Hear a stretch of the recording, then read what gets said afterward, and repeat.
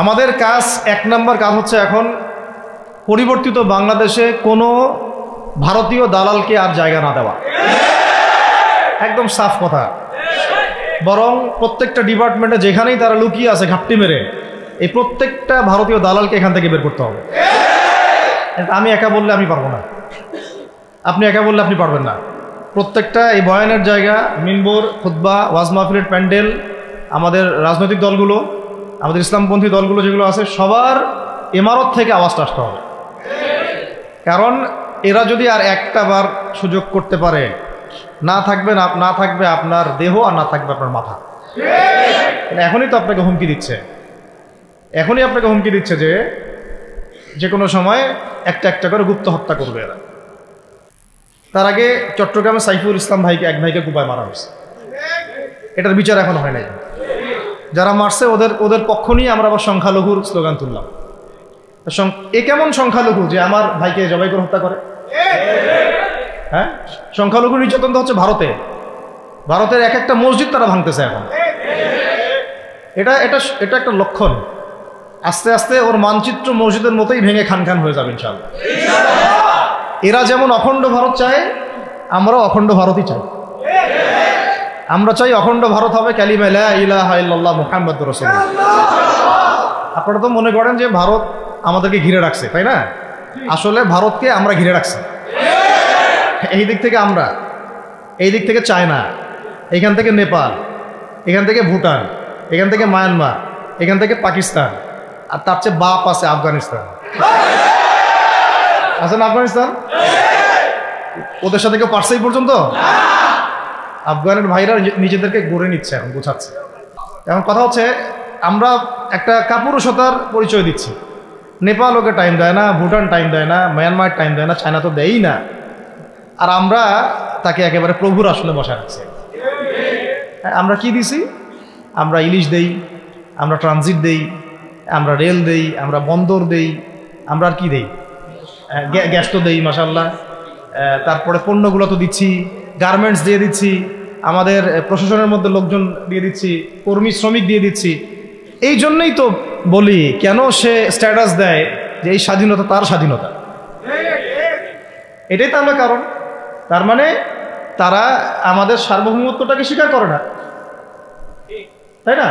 তারা যদি আমাদের স্বাধীনতা সার্বভৌমত্বকে স্বীকার করতোই, তাহলে তো এরকম স্ট্যাটাস দিত না, দিত কি? তো এখন কথা হচ্ছে, আমরা মাথা নত করার জাতি না। আমাদের নবী মুহাম্মদ সাল্লাল্লাহু আলাইহি ওয়াসাল্লাম মাথা উঁচু করে দাওয়াতি কাজ করছেন। মার খেলেও কখনো তিনি মাথা নিচু করেন নাই। সাহাবায়ে কেরাম রাদিয়াল্লাহু আনহুম আজমাইন মাথা উঁচু করে দাওয়াতের কাজ করছেন, কারোর সামনে মাথা নত করেন নাই ইল্লাল্লাহ, আল্লাহ ছাড়া। মার খেয়েছেন, হিজরত করতে হলে হিজরত করেছেন, কখনো মানুষ গালি দিয়েছে, গালি সহ্য করেছেন, কখনো মদিনায় চলে যেতে হয়েছে, দেশ ছাড়তে হয়েছে, দেশ ছাড়ছেন। আবার কখনো ইসলামী রাষ্ট্র কায়েম করতে হয়েছে, রাষ্ট্রও কায়েম করছে। জিহাদ করার দরকার, জিহাদও করছে। কেতালের দরকার, কেতালও করছে। আস্তে আস্তে মক্কা বিজয় করছে, করেন নাই? সিরাত পড়তে হবে, সিরাতের ধারাগুলো আমাদেরকে বুঝতে হবে। এখন আমরা তো তার উত্তরসূরি, আমরা তাদের উত্তরসূরি। প্রথম কথা হচ্ছে, আমরা আমাদের নতজানু মনোভাবটাকে আগে ত্যাগ করতে হবে, এক নম্বর। আর অতীতের জীবনের যে ভুল ত্রুটিগুলো দ্রুত সংশোধন করতে হবে। এখন আর আমাদের হাতে অনেক লম্বা সময় আছে এমন না বিষয়টা। কত কি যে দ্রুত হয়ে যাবে আপনি হয়তো ভাবতে পারবেন। বিশ্বটা খুব দ্রুত চেঞ্জ হচ্ছে। এই অল্প সময়ের মধ্যে আফগানের ভাইরা দাঁড়ায় গেছে, অল্প সময়ের মধ্যে সিরিয়া দেখলেন যে পরিবর্তন হয়ে যাচ্ছে। ছিল একই অবস্থা সিরিয়াতে হয়েছে, কিন্তু বাংলাদেশে এখন সেই অবস্থাটা নাই। কিন্তু বাংলাদেশে তাবলীগের মেহনত, আমর বিল মারুফ নাহি আনিল মুনকারের মেহনত তো চলবে। মানে তাবলীগের মেহনত, দাওয়াতের মেহনতটা চলবে। যদি কখনো বাংলাদেশে দেখা যায় যে দেশের শত্রুরা বা দিনের শত্রুরা বা উগ্রবাদীরা এই দেশের স্বাধীনতা সার্বভৌমত্বের উপর আক্রমণ করে, তখন কি আমাদের উপরে জিহাদ ফরজ হবে কিনা?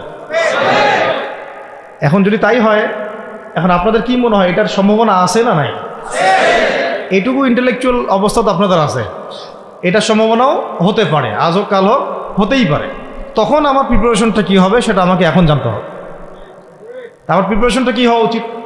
প্রথম প্রিপারেশন হওয়া উচিত আগের সমস্ত জিন্দগিতে যা করছি নিজেকে আল্লাহর দিকে ফিরাই নিয়ে আসে। এটা প্রথম কাজ।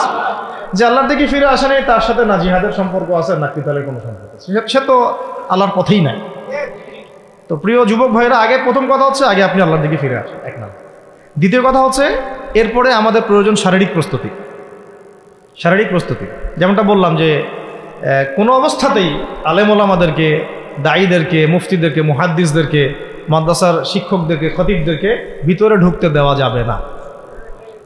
কারণ আপনাদেরকে যদি ভিতরে নিয়ে যাওয়ার স্কোপ পায় তারা নতুন করে আবারও কেউ, তাহলে আর সুস্থ রাখবে না, ফিজিক্যালি আপনি ঠিক থাকতে পারবেন না।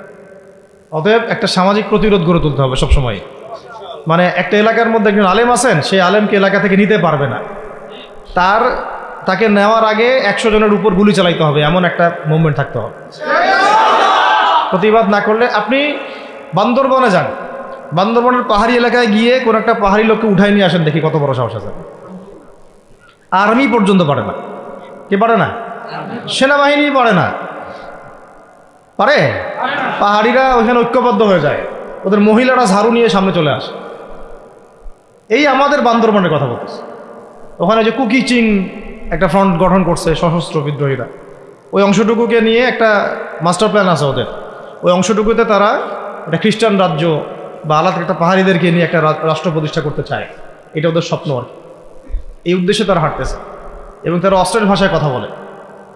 ওখানে তারা পতাকা বানাইছে, মানচিত্র বানাইছে, এমনকি লাস্ট টাইম আমরা ওখানে গিয়ে শুনলাম যে মুদ্রাও নাকি বানাচ্ছে। মুদ্রা হাসতেছেন? বিষয়টা কত ডিপ।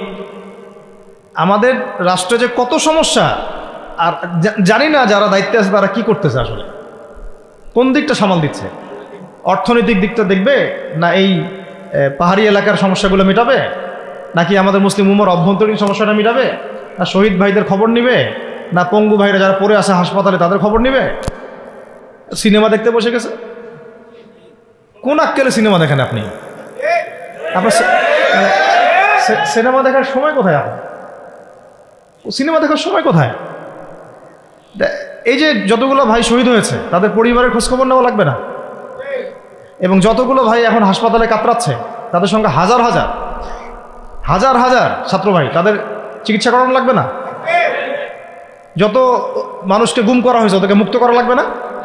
তারাও তো জানে এটা অন্যায়, এবং যারা করে তারাও বলে এটা অন্যায়। জানেন, যারা করে তারাও বলে এটা অন্যায়। এবং আমাকেও বলেছিল যে, আমি জিজ্ঞাসা করেছিলাম যে আমাকে যদি মানে প্রকাশ্য কোর্টে চালান করে দেওয়া হয় এবং জাতির সামনে বলা হয় যে আমাকে গুম করা হয়েছে, এবং এরপর যদি বলা হয় যে আমাকে গুম করার পরে কোনো রকমের নেগেটিভ কিছু পাওয়া যায় নাই তাই আমরা ছেড়ে দিয়েছি, এই কথাটা কি বলা যাবে কি যাবে না? তারা বলছে যে না, এটা বলা যাবে না, কারণ এই কাজটা তো মানবতা বিরোধী অপরাধ, এটা করলে তো বললে তো সবাই আবার বুঝে ফেলবে। তো এই হলো অবস্থা। ওখানে আমরা বুঝেছি যে বাংলাদেশের প্রশাসনে দুইটা ভাগ আছে। একটা ভাগ হচ্ছে মারাত্মক রকমের ইসলাম প্রিয় এবং দেশপ্রেমিক, মাশাআল্লাহ, আমরা তাদেরকে স্যালুট জানাই, মাশাআল্লাহ। কিন্তু আপনারা ভুল জায়গায় শ্রম দিচ্ছেন, আপনারা ভুল জায়গায় মেধা, শ্রম এবং আপনাদের জীবন নষ্ট করতেছেন। আপনাদের থাকা দরকার ছিল ওলামায়ে কেরামদের সাথে, তাহলে আপনাদেরকে টক্কর দিয়ে কেউ সামনে যেতে পারতো না। আপনারা খালিদ বিন ওয়ালিদ হতে পারতেন আমাদের, আপনারা কিন্তু ওমর ইবনুল খাত্তাব হইতে পারতেন। ওইখানে ঢুকে আপনারা শুধুমাত্র দুনিয়ার স্বার্থে সব নষ্ট করতেছেন। আমাদেরকে বলা হচ্ছে হুজুর বদদোয়া করিয়েন না, হুজুর ছেড়ে দিচ্ছেন, আমাদেরকে বদদোয়া দিয়েন না আবার বের হয়ে। আমাদের চাকরি এটা, ডিউটি এটা। এক ভাই আমাকে কোরআন এনে দিয়েছিল, নির্জনতা তো ওখানে, নির্জনতার সঙ্গী হচ্ছে কোরআন এবং নামাজ। তো এক ভাই দেখেছে আমি একটু নির্জন, মন খারাপ বসে আছে, একটা কোরআন নিয়ে এসে দিয়েছে, হুজুর কোরআন পড়েন আপনি, মন ভালো হবে। আর একজন এসে কোরআন নিয়ে চলে গেছে। কোরআন পড়ে ওখানে যদি আপনি আবার উল্টাপাল্টা কিছু করেন, ওদের নিয়ম নাই কোরআন দেওয়ার কি নাই, নিয়ম নাই। তো এই হলো অবস্থা। কথা হচ্ছে যে এই ভাইদেরকে মুক্ত করাও তো তাদের কাজ ছিল। যে ওলামায়ে কেরামদের একজনের উপরে 3টা 4টা 5টা 10টা করে মামলা এখনো ঝুলতেছে, তাদেরকে মুক্ত করা উচিত ছিল না? আর এই পুরো জুলুমের পিছনে যত জালেম ইনভলভ ছিল তাদেরকে আইডেন্টিফাই করে ভিতরে ঢুকানো উচিত ছিল না? হয়েছে সব কিছু? এই জিনিসগুলোর মধ্যে অনেক গ্যাপস আছে। এগুলো যদি এভাবে চলতে থাকে তাহলে আগামীতে আমরা যারা ইসলামিক রাজনীতি করব বলে চিন্তা করতেছি বা ইসলামকে রাষ্ট্র ক্ষমতায় নিতে চাই, আমরাও কিন্তু বেগ পাবো, আর ভালো রকমের বেগ পাইতে হবে। আর বিগত সময় আমরা অনেক ভুল করছি, যেমন মন খারাপ করেন না এগুলো, আমরা ভুল করছি এই যে আমরা সেকুলারদেরকে অনেক বিশ্বাস করে ফেলছি, ওদের সাথে জোট করতে গেছি, ঠিক আছে, ওদেরকে আমরা ভাই বোন করার চেষ্টা করছি। আসলে এদের সাথে আর কাফেরদের সাথে কোনো পার্থক্য নেই।